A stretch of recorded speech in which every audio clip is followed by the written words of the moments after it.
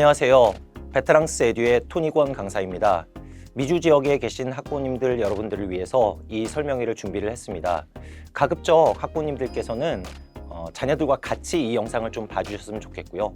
오늘 설명회를 통해서 디지털 SAT에 대한 전반적인 사항과 더불어서 학생들의 실제 성공 사례, 그리고 작년 시험의 출제 경향, 그리고 앞으로 남은 시험을 위한 학습 전략까지 제가 말씀을 드릴 테니까 이 영상 끝까지 보시면 아마 학생들이 3월 시험에서 20점 정도는 높일 수 있는 그런 좋은 기회가 되지 않을까라고 생각합니다. 자, 지금부터 시작을 하겠습니다. 오늘 이 자리에서 전반적인 디지털 SAT가 위기가 될 것인지 아니면 기회가 될 것인지 전반적인 시험에 대한 사항에 대해서 말씀을 드릴 거고요. 그리고 디지털 SAT 총평 작년 시험에 대한 얘기 드릴 거고요. 마지막으로 2024 시험을 위한 학습 전략까지 제가 커버를 좀 하도록 하겠습니다. 우선 시작에 대한 얘기를 좀 해볼게요. 이제 올해 3월부터 미주 지역에 있는 학생들은 새로운 포맷의 디지털 SAT 시험을 보게 됩니다. 이 시작이라는 게 뭐 긴장도 있고 설렘도 있고 그리고 희망을 나타내기도 하는데 오늘 이 시작에 대한 얘기로 제 설명에 시작을 한번 해보도록 하겠습니다. 스코틀랜드 에든버러에 있는 작은 카페 사진입니다. 되게 예쁘죠? 작고 아담한 카페인데 바로 이 카페에서 전 세계적으로 성경 다음으로 가장 많이 팔린 책, 그리고 지금까지 5억 부 이상이 팔려서 우리나라 반도체 수출 총액의 절반 이상을 벌어들인 책, 바로 해리포터의 위대한 역사가 시작된 카페입니다. 바로 한 사람의, 한 여성의 머릿속에서 나온 이야기인데요. 잘 아시죠? 조앤 K 롤링입니다. 우리가 가장 사랑하는 이야기들은 우리 안에 남아 있습니다 라는 명언을 남겼죠. 자, 역사라는 것, Great History라는 것, 여기서 시작이 되었습니다. 저희 베테랑스 에듀 압구정에 위치한 저희 본원의 사진입니다. 지난 2011년 SAT 업계를 완전히 혁신적으로 바꾸겠다라는 그런 다짐으로 시작된 저희 학원 모습입니다. 그리고 저희 베테랑스 에듀의 역사는 지금도 현재 진행형입니다. 몇 가지 중요한 팩트들 말씀을 드릴게요. 지금까지 총 13년 동안 학생들을 가르쳐온 국내 최고 전통의 SAT 교육기관이 되겠고요. 그리고 바로 작년 2023년도 디지털 SAT 수강생 토탈이 1387명입니다. 지금까지 SAT 시험에서 1500 이상 고득점자 누적으로 1200명을 넘었고요. 그리고 저희가 지금 보유하고 있는 디지털 SAT의 모의고사 세트가 62개 세트입니다.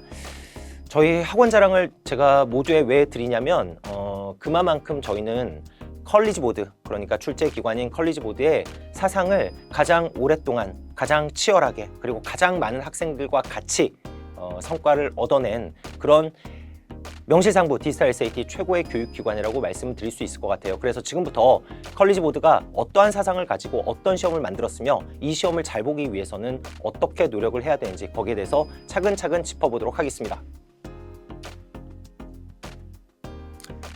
지금 성적표 보시면 저희 실제 수강생의 성적표입니다. 여기 보시면 2023년도 3월 시험이에요. 첫 번째 인터내셔널 시험이었었는데 1540을 이 학생을 받았고요. 그리고 영어에서 740.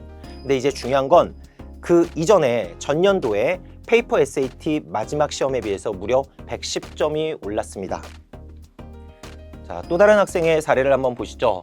1520점을 받았고요. 역시 똑같이 2023년도 3월 디지털 SAT의 첫 번째 시험이었습니다.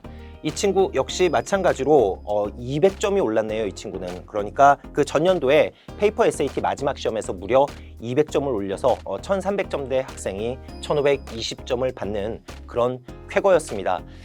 이 두 학생의 사례를 통해서 어떻게 그러면 페이퍼에서 이렇게 고전을 했었던 친구들이 100점, 200점을 한꺼번에 올릴 수 있었는지에 대해서 좀 말씀을 드릴게요. 저희가 직접 가르쳤던 학생이기 때문에 면밀히 분석을 하고 있습니다.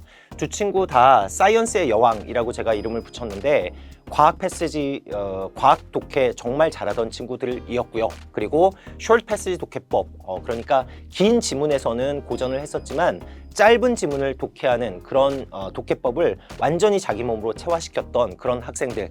그리고 마지막으로 이 디지털 SAT의 특징입니다.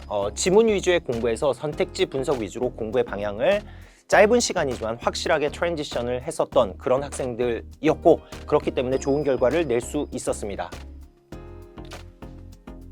지금부터 그러면 디지털 SAT가 어떤 식으로 구성이 되어 있는지 시험의 메커니즘 간략하게 정리를 해서 말씀을 드릴게요. 우선 페이퍼 SAT 시절에는 영어 과목이 96개의 문제로 구성이 되었었는데, 바뀐 디지털에서는 토탈 모듈 1, 2 합쳐서 54문제가 출제가 됩니다. 시험 시간도 좀 슬림해졌죠. 100분의 시험 시간에서 64분으로 줄었고요. 그리고 문항당 시간 역시 다소 여유가 생겼습니다. 문항당 1.19분 이라고 보시면 되겠고, 이제 지문의 타입에서는 시가 포함되었고, 그 다음 인문학 지문이 포함이 된 게 가장 큰 특성이라고 보시면 되겠습니다. 디지털 SAT의 가장 본질적인 특징은 바로 이 MAT라고 부르는 멀티 스테이지 어댑티브 테스팅 방식입니다. 이게 뭐냐면 간략하게 말씀을 드릴게요. 모듈 1과 모듈 2로 시험이 나눠져 있습니다. 모듈 1에서는 쉬운 난이도의 문제와 그리고 중간 난이도의 문제, 그리고 어려운 난이도의 문제가 적절하게 믹스가 되어서 27문제가 출제가 되고요. 모듈 1에서의 학생의 성과에 따라서 모듈 2에서 모듈 1보다 다소 난이도가 높은 문제를 받는 어퍼 모듈로 가는 학생들이 있게 되겠고요. 그리고 모듈 1에서 성취도가 낮았으면 모듈 2에서 모듈 1의 난이도보다 더 쉬운 로어 모듈로 가는 학생들이 있겠습니다. 당연한 얘기지만 모듈 2에서 일단 어퍼 모듈로 우리 학생들이 가야 고득점을 받을 수 있다는 것, 이 점만 어머님들이 잘 기억해 주시면 되겠어요. 디지털 SAT의 가장 큰 특징이 무엇이냐? 자, SAT 전문 강사로서 제가 4가지만 힘줘서 말씀을 드리고 싶습니다. 첫 번째, 독해력 위주의 시험이에요.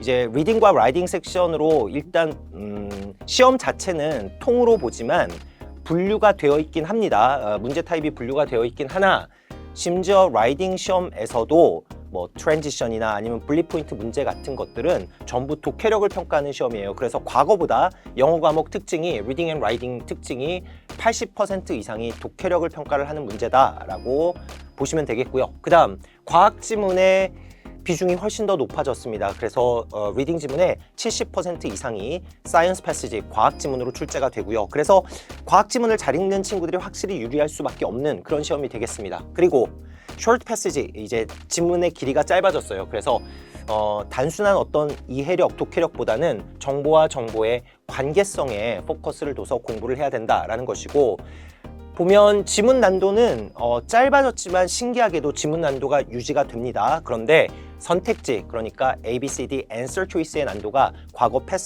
페이퍼 SAT에 비해서 확실히 높아졌다.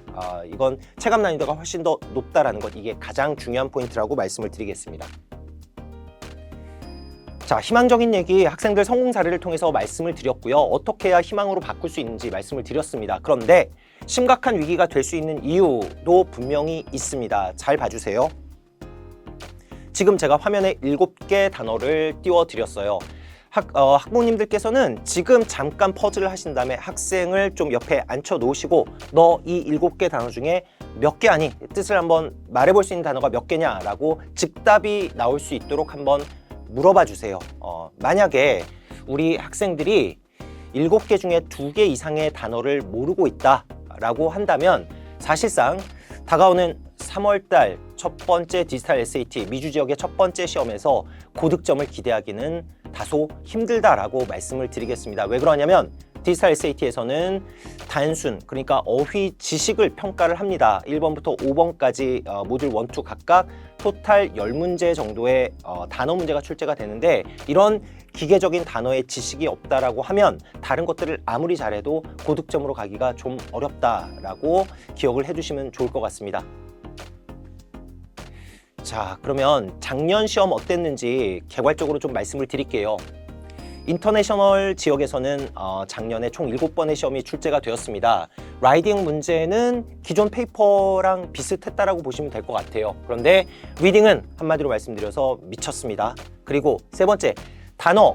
우리 학부모님들께서 대학 다니시던 시절쯤에 교보문고 가시면 왜 보캐블러리 책들이 있잖아요. 그 중에서 이제 22,000, 33,000 이런 책들이 있는데 보통 고시 공부를 하거나 공무원 시험 준비를 하는 분들이 이제 그런 보캐블러리 22,000 이런 책들을 많이 봤었는데 22,000 수준의 난이도의 단어들이 시험당 2개에서 3개 정도가 출제된다. 그래서 단어의 수준이 만만치가 않습니다.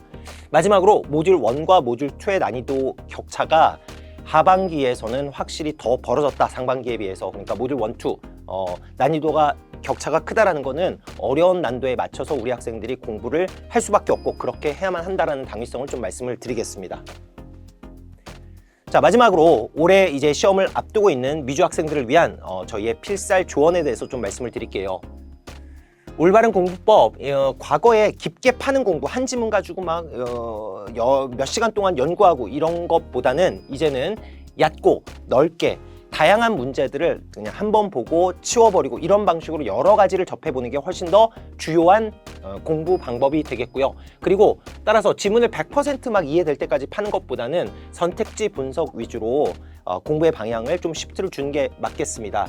433 법칙이라고 저희 학원에서 보통 얘기를 하는데 학생들의 공부 시간의 배분을 리딩 4, 단어 3, 그리고 라이팅 공부 3 여기에 초점을 맞춰주시는 게 황금 분할이 되겠고요.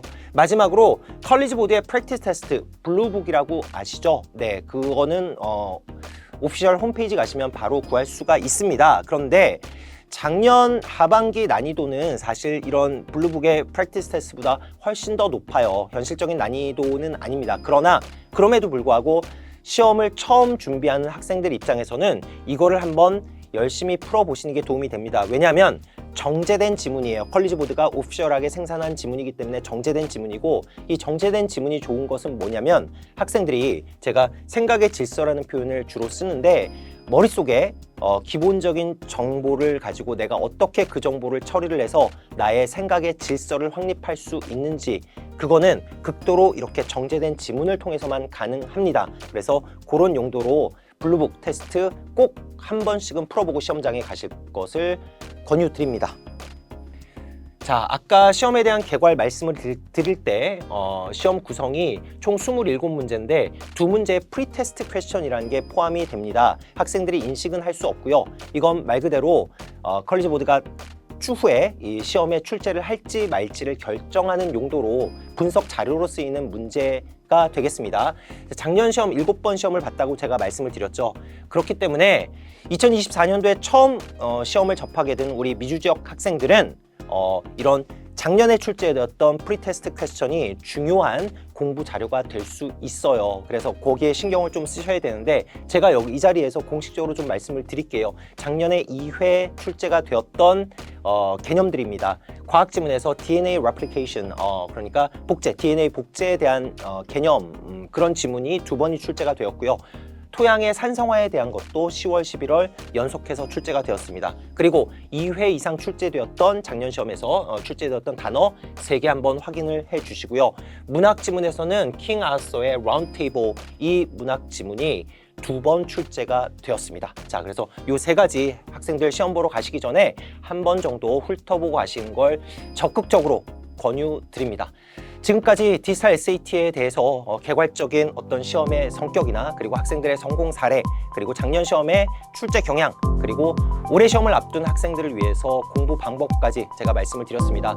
기타 문의사항 있으시면 저희 베테랑스 에듀로 연락 주시고요. 우리 학생들 그리고 학부모님들 올 한 해 새해 복 많이 받으시고 시험에서 좋은 성과 있었으면 좋겠습니다. 지금까지 베테랑스 에듀의 토니공 강사였습니다. 감사합니다.